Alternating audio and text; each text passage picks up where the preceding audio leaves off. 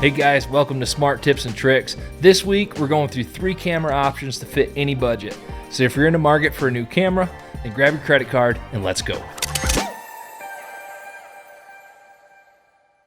It seems like camera companies are releasing a new model every month, claiming higher resolution, higher frame rates, better stability, better focus, better, blah, blah, blah, blah, blah. So where the heck do you start?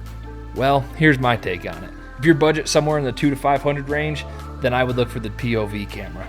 This right here is a GoPro, for example, but there's a lot of different POV cameras out there. Sony makes one, DJI makes one, Tactican makes one.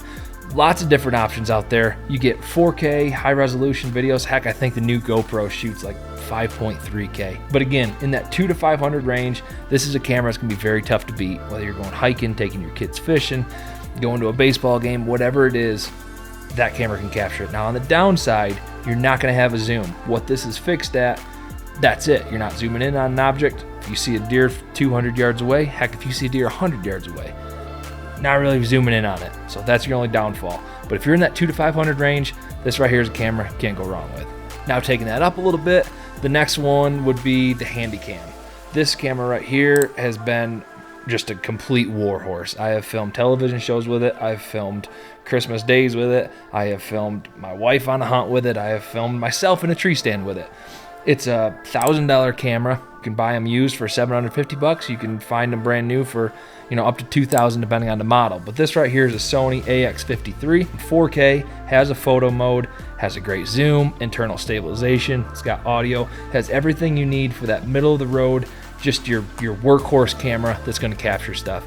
There are a lot of television shows that you've probably watched on Outdoor Channel, Sportsmen channel, that have been filmed on this camera right here, or one almost identical to it. So if you're in that $1,000 to $2,000 range, Handycam is a great way to go. And that brings us into number 3. If you're in that $1,500, $2,000 range, up to maybe $5,000, $6,000, really whatever you want to spend, a mirrorless camera is what I would suggest. This right here is a Sony a7S II. This camera has been, again, a complete workhorse.